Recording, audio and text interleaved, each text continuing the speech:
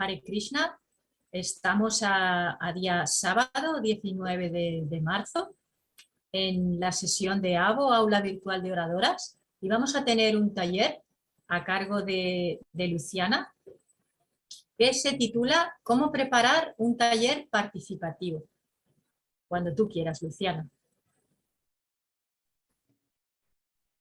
Hare Krishna, bienvenidas a todas las devotas reunidas hoy. Bueno, les voy a compartir hoy unos breves conceptos, ¿sí? Tips respecto a cómo preparar un taller participativo, ¿sí? Bueno,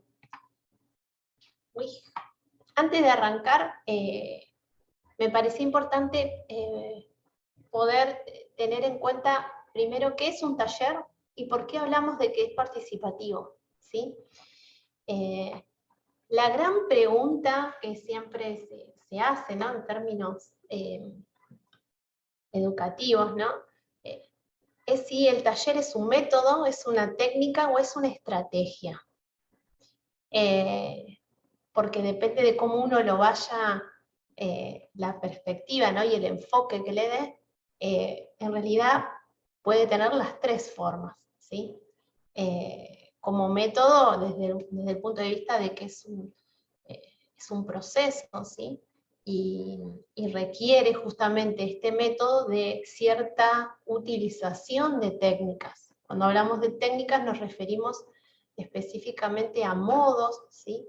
a formas de acercarnos, nosotros que vamos a ser quienes vamos a estar dando ese taller, con el grupo, con la comunidad que estamos trabajando.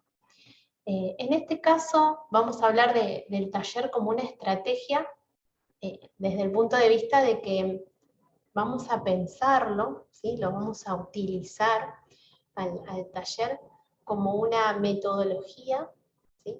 Para poder trabajar diferentes temas. Ahí al lado les coloqué una imagen, ¿no? Esto que seguramente lo han visto muchas veces, que dice que qué es lo que vamos reteniendo, ¿no? ¿Qué es lo que realmente aprendemos? El 10% de lo que leemos, el 20% de lo que oímos, 30% de lo que vemos, 50% de lo que vemos y oímos. Cuando escribimos, vieron que hay algunos que tenemos, bueno, yo en lo personal soy bastante de escribir, incluso estoy viendo clases, videos y me gusta escribir, porque es como que siento que voy incorporando más, ¿no? El 70% de lo que decimos, el 90% de lo que hacemos y el 100% de lo que se practica y se hace repetidamente. Esto también es importante para tenerlo en cuenta en cuanto a nuestras prácticas espirituales, ¿no? Por eso es importante el combo de incorporar, de ir incorporando conocimientos espirituales, pero también es sumamente clave la práctica de aquello que vamos leyendo. Entonces, como les decía, el taller, la estrategia del taller nos ofrece. ¿Por qué decimos que es un taller? Porque en principio cuando uno dice taller, no sé qué les viene a ustedes a la mente, pero uno se hace la idea de que un taller es algo en donde se está armando algo, ¿no? O al menos me pasa a mí. Yo digo taller y lo primero que pienso es un taller mecánico, no sé por qué. Pero bueno, algunos pueden pensar taller e imaginarse, no sé, un atelier de pintura, digamos, son espacios en donde uno va creando, no sé. ¿Qué les viene a ustedes a la mente cuando escuchan la palabra taller? A ver, ¿qué les parece? A mí algo que sea participativo. Ajá, que haya, digamos, que esté participando, que participás vos o que participan otros. Cuando decís taller solo, vos decís taller. Las que estamos, o sea, los que hayan. Los que estén. ¿Pensás en taller, en la palabra taller vinculada a una sola persona? ¿Te viene No. No. No, es un trabajo en equipo. Yo cuando escucho la palabra taller, también pienso en un taller mecánico primero. No eres la única. Y además, pienso en mucha gente compartiendo, colaborando, repartiendo herramientas, materiales, en mucha actividad, movimiento, una dinámica de trabajo en conjunto. Buenísimo. Bueno, es todo eso que dijeron. ¿Sí? Cuando uno dice taller, justamente el sentido del taller es que hay creación, ¿sí? Hay producción de cosas nuevas. ¿Sí? Y pensar en un taller, ¿no? Desde el punto de vista de la estrategia, como lo estamos viendo nosotros, de una estrategia para hacer alguna transferencia de conocimientos, dentro de algún proceso de enseñanza-aprendizaje, o también dentro del compartir, siempre lo pensamos con otros. ¿Sí? La idea es pensarlo con otros. De hacer un taller yo sola, bueno, me pongo y me hago. ¿Por qué? Porque ahora vamos a ir viendo que para que se dé un taller tiene que haber ciertos requisitos. Entonces, cuando hablamos de taller, estamos hablando de la posibilidad de introducir nuevos conceptos, ¿sí? Y una cuestión importante es el tema de poder estar estimulando a quienes participan de esos talleres a continuar investigando, ¿sí? Es como que el taller es una instancia que nos permite a nosotros, como, ¿vieron cuando va a arrancar, no sé si conocen, pero algo de fútbol, va a arrancar un partido, la pelota está en el medio de la cancha? Bueno, cuando va a arrancar, el árbitro sopla el silbato y alguien patea la pelota. El taller es eso, es arranque, es un proceso de arranque, ¿sí? Y digo proceso porque conlleva muchas actividades, ¿sí? Un conjunto de actividades, pero lo bueno que tiene el taller es que nos permite introducir nuevos conceptos y nos va a estar estimulando a nosotros, principalmente, y a quienes participan, a seguir, ¿sí? A continuar investigando, buscando información en relación a ese tema que vamos a estar trabajando. Además, nos puede ayudar a crear esto de un sentimiento de pertenencia. ¿Por qué? Porque en el compartir, y esto lo sabemos más que nada cuando estamos en estos espacios, el hecho de compartir nos permite sentirnos parte, tener de manera común una forma de pensar, una forma de ver las cosas, ¿sí? Pero no por eso nos disminuye o limita la creatividad. Entonces, justamente esto de la palabra de crear, construir y creatividad son las palabras claves cuando uno piensa en taller. Bueno, también es una buena forma para poder enseñar determinadas habilidades de manera práctica, ¿sí? Justamente creo que de alguna manera el aula virtual de oradoras, en donde vamos nosotros recibiendo diferentes herramientas de votos que nos acompañan, de especialistas que nos enseñan determinadas técnicas y herramientas, justamente en gran parte de ellas hemos tenido estos encuentros con modalidades de taller, lo cual nos ha permitido ir creciendo, no solo a nivel técnico, sino también a nivel humano. Entonces, justamente esta modalidad de taller nos permite ir adquiriendo de manera práctica determinadas habilidades. Y como decía Esther, decía movimiento, ¿sí? Dijo, me asocio a movimiento. Bueno, es una experiencia de trabajo activo. El taller no puede ser algo que, están todos así, escuchando, que alguien habla y que solo habla y no se hace nada práctico, ¿sí? Un taller justamente requiere sí o sí de movimiento, de actividad y de intercambio entre los que están participando.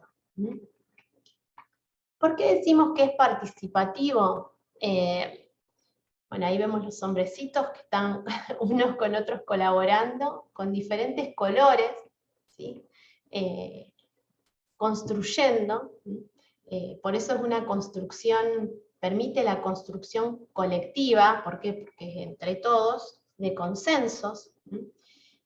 También nos sirve el hecho de que sea participativo, poder tomar decisiones de manera colectiva. Y esto también está bueno que lo tengamos en cuenta, porque a veces uno asocia directamente el taller participativo con una cuestión meramente educativa. Y los talleres, nosotros participativos, se pueden utilizar en cualquier ámbito, incluso dentro de la gestión de las organizaciones. ¿Sí? Me refiero a decir, bueno, a ver, vamos a hacer un taller para ver cómo organizamos las finanzas, ¿sí? de esta institución, cómo podemos mejorar la atención, no sé, de los pacientes que vienen a un hospital. Uno puede utilizar esta metodología en cualquier ámbito, ¿sí? No solo se utiliza para hacer transferencia de conocimiento, sino también para generar consensos y para tomar decisiones, como por ejemplo dónde invertir, ¿sí? En el caso, doy el ejemplo de un templo, en donde hay cierta cantidad de recursos, y dice, bueno, a ver, hay que invertir, está esto disponible, ¿a dónde? ¿Cuál es la mejor manera de hacer una inversión de los recursos? ¿Sí? Y como les decía, es participativo porque permite siempre de manera equitativa que los participantes puedan expresar lo que piensan, ¿sí? Sus ideas, sus experiencias, sus conocimientos. No existe persona que no sepa algo, ¿sí? Todos tenemos habilidades y tenemos destrezas y tenemos conocimientos y tenemos experiencias.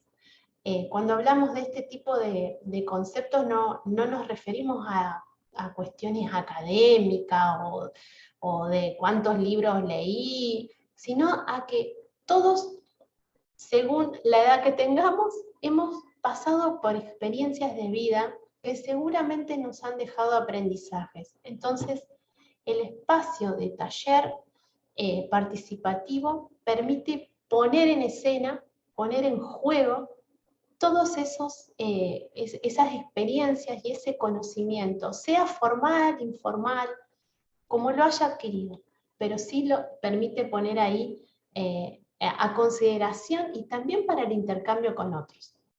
Y esto que decíamos de que, bueno, incorpora nuevos conceptos, formas, ideas. ¿Por qué? Porque yo me alimento, ¿sí? Yo digo como participante, ¿no? No como facilitador, que eso después va a hablar más bien Nitiangi. Como participante de un taller, puedo estar enriqueciéndome de las experiencias de los demás y también abriendo la cabeza de diferentes formas de ver una misma realidad, ¿sí? Bien. Esto está largo, nomás contarles cuáles son las ventajas y desventajas, así muy al pasar rápidamente. Las ventajas son de que nos permiten deliberar, ¿sí? Intercambiar opiniones, esto que veníamos diciendo, nos permite llegar a acuerdos, e incluso las personas, esto que les decía de que uno se va enriqueciendo, es como que de alguna manera me beneficio del conocimiento de los demás. También puedo descubrir cosas nuevas y a su vez pensarme, cada uno de los que está participando, en escenarios diferentes a los que vivo habitualmente, ¿sí? A mí, por ejemplo, en lo personal, en el aula de oradoras, virtual de oradoras, bueno, en el lugar donde estoy no hay templo, pero de escuchar a las devotas contar cómo es la rutina, qué es lo que se hace, entonces me permite posicionarme en el lugar del otro y también entender su realidad, su sentir, ¿sí? su forma de hablar, digamos, nos permite tener una mirada más integral de con quién estoy compartiendo el espacio de taller. Bueno, obviamente nos permite generar habilidades para poder planificar y gestionar, que eso vamos a ver ahora en la próxima, de cómo lo organizamos. Bueno, también está bueno, y no quiero dejar de decirlo, esto de reconocer los recursos y metas comunes entre los que están participando. Porque decir, bueno, lo que no tengo yo sé que lo tiene otro que está participando del taller. Bien. ¿Cuáles serían las principales desventajas? Que se requieren de recursos didácticos, ¿sí? Lo cual eso está asociado directamente a que quien realice un taller tiene que tener cierta habilidad para poder llevarlo adelante, ¿sí? Muchas veces se subestima la herramienta, la técnica y la estrategia del taller, pues dice, bueno, hagamos un taller, bueno, lo digo por ahí en los ámbitos, ¿no? En las organizaciones, bueno, hagamos un taller y juntamos todo y charlamos y hablamos. Y taller en sí, ¿sí? Para poder llevarlo adelante, hay que tener ciertas facilidades para poder conducirlo. Y una de las cuestiones principales es ser flexibles. No estar como automático, decir, bueno, ahora hacemos esto, hacemos lo otro, ¿sí? Sino que hay que estar abiertos. Porque también en ese intercambio pueden surgir cosas, retos, que hay que sobrellevar, y también oportunidades nuevas de aprendizaje. A mí me ha pasado que estoy trabajando un concepto, por ejemplo, digo, salud comunitaria, con un grupo de estudiantes, y la idea era trabajar salud comunitaria, pero cuando empieza el intercambio, se termina generando conocimiento en relación a los deberes, ¿sí? Y las obligaciones que tiene cada uno como ciudadano, por ejemplo. Entonces uno empieza con un objetivo, pero tiene que ser permeable a que pueden ir apareciendo otras cosas. Lo cual no quiere decir que perdamos cuál era el objetivo principal del taller. No sé si hasta acá me explico, ¿sí?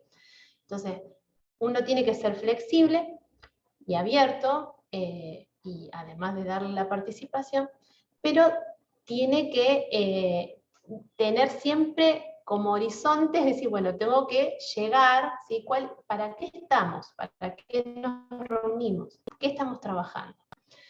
Y una desventaja también es que el resultado de los talleres no solo dependen de quién lo está dando, sino también del grupo que nos toca. Y eso les puedo asegurar que en unos más de 20 años de docencia me ha pasado de todo. Uno a veces tiene armado talleres, clases y demás, pero depende del auditorio y las características del auditorio, es los resultados más profundos o menos profundos que se logran de esos intercambios. Bien, vamos a los tips para ya ir haciendo rapidito. A tener en cuenta. Es importante acordar cuáles van a ser las pautas de convivencia. ¿Qué significa? Bueno, esto después seguramente va a estar muy asociado a lo que cuente Nitiangui, de cómo aclarar, ¿sí? La forma en la que se va a estar trabajando en ese taller, ¿sí? Pautas de convivencia son, bueno, hablamos, quienes hablan, eso seguramente lo va a hablar después Nitiangui, no quiero quitar ahí contenido, pero tiene que ver con la dinámica de cómo se trabaja, ¿sí? En cuanto a tiempos, la participación de cada uno. Establecer el camino a seguir y respetar los procesos del grupo. ¿Esto qué significa? Yo tengo que tener claro que voy a tener en ese espacio de taller un momento para X cosa, otro momento para, no sé, por ejemplo, un momento para lectura de un artículo o para la elaboración de alguna producción que tenga que hacer ese grupo, un momento de análisis, un momento de lectura, ¿sí? Tengo que tener en claro cuáles son los momentos que va a tener ese trabajo en taller, y respetar esto de los procesos del grupo. ¿Por qué? Porque a veces los participantes se extienden más de lo necesario en alguna etapa, pero es parte del proceso de maduración de quienes participan. Entonces eso hay que respetarlo. Si no decirle apurado, porque a más de uno nos habrá pasado de participar en algún taller, decir, uy, al final no pudimos hacer nada porque nos venían corriendo, querían que hagamos una cosa, que hagamos la otra, que y entre una cosa y otra al final no terminamos haciendo nada. Bueno, por eso es importante establecer cuáles son los pasos a trabajar e ir respetando ese proceso.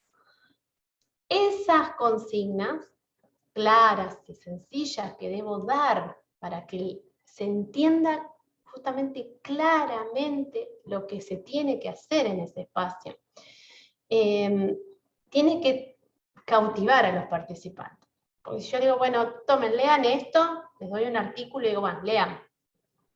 O, no, vamos a leer el reglamento de la organización para ver cómo... Y medio que en la mitad ya no quedó ni... En la mitad de la lectura ya no quedó nadie, ¿sí? Entonces, bueno, tiene que ser algo que vaya cautivando a los participantes. Si voy a usar para el trabajo en taller una diapositiva, ¿sí? Un PowerPoint o lo que sea, si es que se usa ese recurso, no tiene que tener más de una idea por presentación, ¿sí? Uno demora lo mismo leyendo o hablando de cada punto, los ponga todos juntos, los ponga separados. Pero en la modalidad de taller específicamente, tienen que estar separados. Tengo que hablar de, vamos a trabajar esto, ¿sí? ¡Pum! Ahí, tiene que tener impacto. Otra de las cuestiones, además de esto de tener no más de una idea por diapositiva, es que tiene que haber una evaluación y una retroalimentación con quienes participaron del taller. Bueno, ¿qué les pareció? Es más, si hace falta, o si lo planifico así, puedo pasar 2 preguntas al principio y 2 preguntas al final, ¿sí? Para conocer cómo se sintió, ¿sí? Si se cumplió o no se cumplió el objetivo del taller que yo tenía pensado. Puedo hacer incluso un breve cuestionario para eso. Bueno, hay que comprometer a los que participan, incluyéndonos, ¿sí? A modo de decir, bueno, en función de esto que vimos y demás, vamos a quedar en que a partir de ahora vamos a ampliar nuestra mirada respecto a este tema, hasta lo otro, y si es una cuestión operativa, bueno, quedamos así, ¿sí? Decimos, a partir de ahora las cosas las vamos a manejar así, hay que comprometer y que no quede como un taller y que, ajá, listo. Y, ¿sí? Es lo que veíamos al principio, lo que no se hace, lo que no se practica, no tiene sentido porque se pierde. Y lo importante también es darle un buen cierre, como colibrí, ¿no? Las características del colibrí a nivel espiritual es la magia y la sabiduría. Bueno, hay que darle un cierre a los talleres que les permita dejarle, digamos, una enseñanza, ¿sí? Más allá de la experiencia, a nivel físico, ¿sí? De físico, intelectual y corporal, porque muchas veces los talleres pueden ser un taller de expresión corporal, hacer una dramatización, hacer un roleplay, o sea, hay muchas técnicas para trabajar, pero más allá de la experiencia física, que quede una enseñanza y una reflexión picando, como le decimos acá en Argentina, que quede ahí, ¿no? Para poder después ser retomado. Bien. Esta es ya la última. En cuanto a la organización operativa de cómo armo el taller, tengo que tener un plan de trabajo, ¿sí? Decir, bueno, a ver, ¿cuáles son las actividades que tengo que desarrollar? Cuando hablo de un plan de trabajo digo, bueno, estas que siguen acá, que están mencionadas, son parte de un plan de trabajo, es decir, bueno, tengo que buscar quién lo va a facilitar, cuánta gente preveo que va a participar, voy a armar grupos, voy a necesitar un facilitador por grupo, o con uno en general me va a alcanzar, cuándo va a ser, cómo voy a hacer las invitaciones, porque a veces nos pasa que queremos hacer un taller y termina viniendo todo esto que estoy poniendo acá. Me ha pasado, de decir, bueno, vamos a trabajar en taller los códigos de no sé qué con los médicos. Los médicos no viene ninguno, viene una enfermera, viene un administrativo y no viene quien tiene que venir. Bueno, ahí falló la invitación a quiénes son los que tienen que participar. Si voy a necesitar presupuesto, voy a necesitar recursos, y cuando digo presupuesto no estoy hablando de un catering con frazada, con comida, no estoy hablando de eso, digo, necesitamos un fibrón, una máquina, lápices, todo lo que sea recurso, digamos, material para poder llevar adelante la técnica que yo elija para usar en esa modalidad de taller.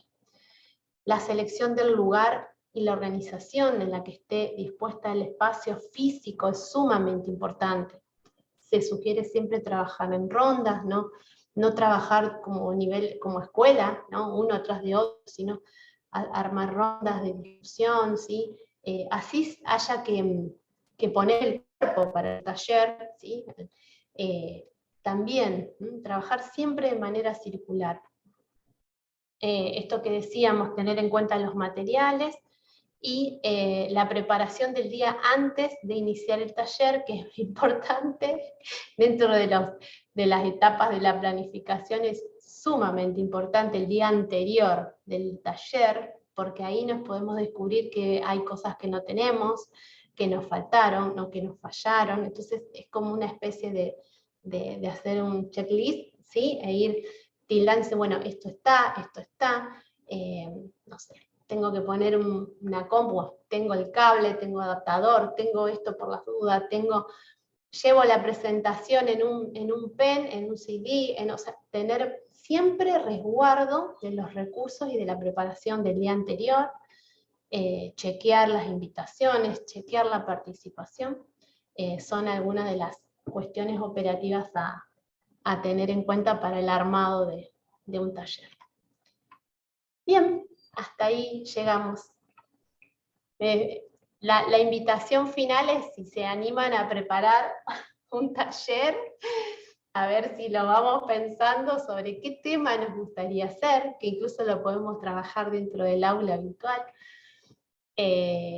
o dónde se podría hacer, ¿sí? Si tenemos alguna organización, institución, un grupo donde nos parezca adecuado y también que nos vamos a sentir cómodos, ¿sí? Porque es importante vencer el miedo, más allá de que uno hace lo mejor siempre que puede, pero bueno, todos tenemos cosas para mejorar y también estar abiertos y receptivos a todas las sugerencias que puedan venir. Bueno, les decía que para llevarlo adelante debemos tener diferentes herramientas, ¿sí? Que una de ellas en particular es la que va a contarles Nitiangui ahora después a continuación con su presentación. Bueno, les agradezco mucho a todas por estar, por escuchar. No olviden nunca ofrecer al superior, ¿sí? No sé si estaba, perdón. A ver, esta me la salteé. Me parecía que me la había salteado. Que lo principal es, bueno, reconocer cuál es nuestro lugar, ¿no? En el mundo y encomendarnos a Krishna antes de hacer cada servicio. Por eso es importante eso, ¿no? Reconocer el plan de Krishna en nuestras vidas y bueno, y ahí estamos, a sus pies, esperando, ¿no? Así que bueno, gracias Nitiangui por la posibilidad del servicio y gracias devotas por la escucha. Muchas gracias a ti, Luciana, por el tiempo que te has tomado, que no tienes para para prepararte el taller. Oye, ¿y se admite alguna preguntita? Sí, sí, por supuesto. Yo no quería, viste que estamos con los tiempos ahí. Pero Mira, yo, y estuve bien con el tiempo, me parece. yo tengo una preguntita, y es que tú has mencionado que el taller, que no quede como un taller más, ¿no? Porque claro, entonces mi pregunta es, mm, pero es que sucede que estamos en una era o en una época en donde estamos sobresaturados de información y por lo general podemos ver muchas cosas y todas muy interesantes, porque hoy en día, por ejemplo, con YouTube, pues lo que buscamos es lo que nos interesa. Entonces nos interesa esto, lo otro. Yo te hablo por mí, o sea, esto, lo otro, y has escuchado un montón de cosas súper interesantes, pero claro, como cuando hay cuando hay, no vamos a decir la palabra exceso, porque uno lo ha elegido, ¿no? Pero tanta información, entonces, como es más difícil que no se pierdan las cosas. ¿Qué nos puedes decir al respecto de esto? Simplemente eso, vos diste ya la respuesta, ¿no? El hecho de ser selectivos con lo que elegimos y pensemos que estamos conscientes en esta vida, ¿sí? Tenemos esta vida nomás. Hay tanto conocimiento disponible, espiritual y del no espiritual también. Entonces, ser lo más sabios posibles con la inversión del tiempo que hacemos. Tiene que ser una selección consciente de qué es lo que vamos a elegir de tomar, ya sean clases, videos, estamos todos iguales en Internet. Este mundo está globalizado y estamos todos iguales, no importa el país en el que estemos. Hay mucha oferta de cosas muy buenas y de cosas muy lindas. Pero bueno, yo siempre les sugiero que a las personas con las que por ahí hacemos algunos talleres, que no solo la selección, sino también esto de la práctica, ¿no? Porque si no nos terminamos convirtiendo en un repositorio de información y de conocimientos que no aplicamos en nada. Entonces, es preferible elegir una, dos herramientas. También ver, voy a usar una palabra no muy espiritual, pero ver cómo vibramos con cada cosa que vamos escuchando y ponerla en práctica. Simplemente ponerla en práctica y decir, bueno, a ver, si estuvimos reflexionando, no sé, participando, digo, de un taller sobre ecología, sobre medio ambiente. Era el tema que te digo, nada que ver, pero bueno, suponete eso. Y solo voy del taller y digo, ay, sí, no, viste qué, uy, cómo estamos dañando a nuestra madre tierra, y después vuelvo a mi casa y nada. ¿Sí?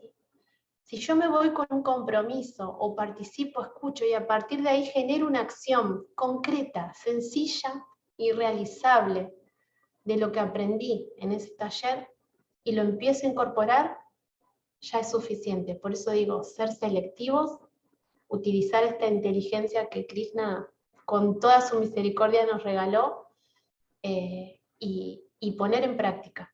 Esa sería mi sugerencia, ¿sí? Y no caer en lo que yo digo, el mercadito espiritual, le digo, así, que decir, uy, mira esto, qué lindo, uy, mira esto, y terminamos tomando 1000 cosas y no aplicando nada, o no incorporando las a nuestra vida. Así que eso, no sé si responde tu consulta. Gracias, Luciana, muchas gracias. Mira, Elis tiene la mano levantada.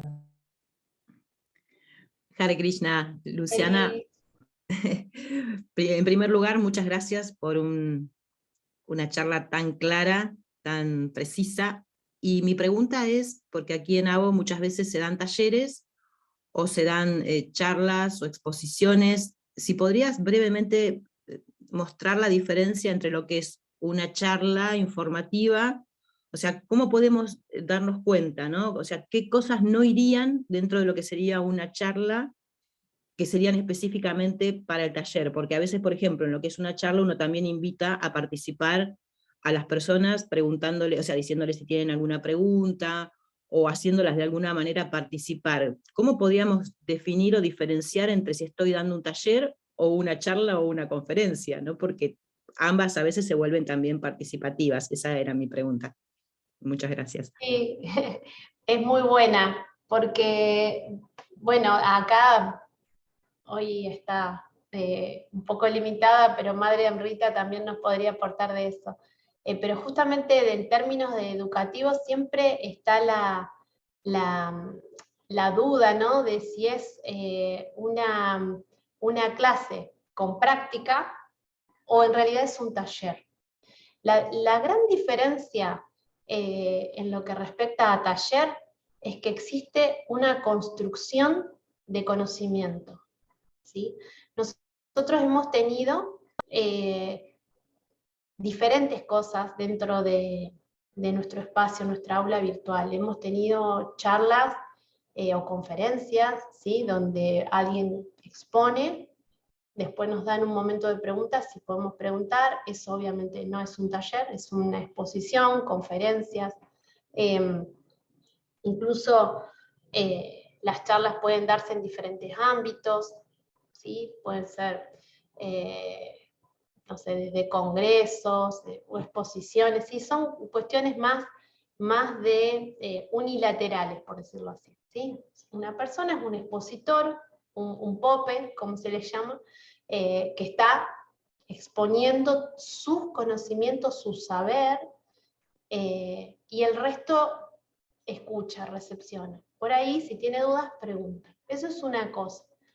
Otra cosa es una clase con práctica, que es la gran mayoría, digamos, de modalidad que hemos tenido, ¿sí? Que alguien está exponiendo un conocimiento y nos invita a la práctica para poder comprender y asimilar mejor ese concepto, ¿no? Ese conocimiento que se está dando. Cuando uno habla de taller, el taller tiene que principalmente tener muy claro cuál es el objetivo, ¿sí? Y ese objetivo tiene que ser en términos de construcción colectiva. Es decir, yo quiero repensar, no sé, un concepto, quiero profundizar e indagar en un contenido puntual, ¿sí? No sé, por ejemplo, digo, agarrar un texto, un verso del Bhagavad Gita y decir, bueno, vamos a hacer un taller con ese verso. Vamos a ver de qué manera podemos llevar como objetivo a la práctica diaria ese conocimiento trascendental que está ahí en ese verso. Entonces, lo que hay es una construcción a nivel individual y una construcción colectiva. Nosotros, con modalidad pura de taller, te diría que hemos tenido la clase en la que trabajamos y nos repensamos como aula virtual, que fue una clase que, bueno, obviamente estaba Nitiangi, creo que estaba Maja, estaba Analía, bueno, algunas de las devotas presentes acá, que estuvimos conversando, vos también creo, Elis. Cuando uno habla de talleres, porque estuvimos construyendo juntas un concepto de, bueno, ¿qué somos como aula virtual? ¿Qué es lo que, cómo nos vemos, cómo nos entendemos? No sé si te aclaro o te oscurezco. Sí. Sí, voy tomando conceptos porque al principio parecía que era igual, pero después se empezó a diferenciar claramente. Es decir que, digamos, no hay un público en un taller, sino hay participantes en un taller que están activos. Sería Exactamente. más o menos por ahí, ¿no? No hay alguien claro, no hay alguien que sabe y que transfiere a ese y los otros recepcionan, sino que hay una construcción colectiva ahí de conocimiento a través de determinadas técnicas. Por eso no es la exposición, ¿sí? Únicamente. Por eso se puede trabajar con todo tipo de recursos. E incluso sin recursos, pero sí con técnicas grupales o dinámicas grupales.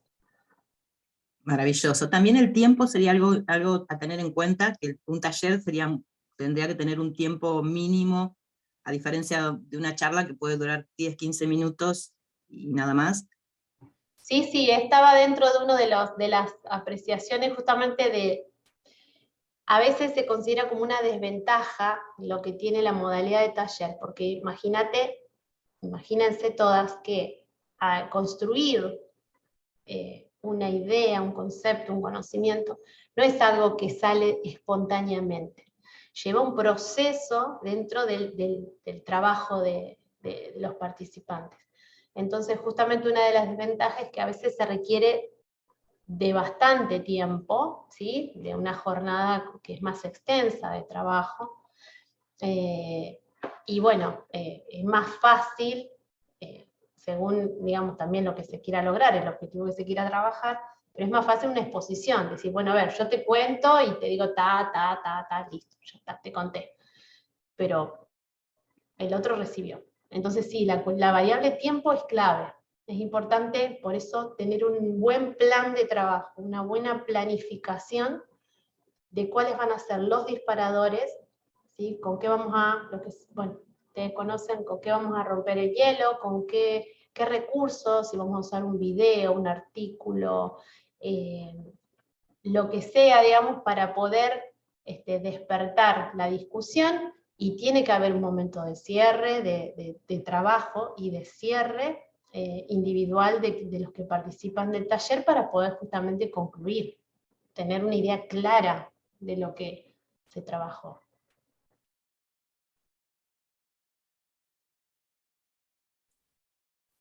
Bueno, pues muchísimas gracias, Luciana, por la dedicación en preparártelo, el taller, y por todo el tiempo que nos has dedicado. Y voy a pausar la grabación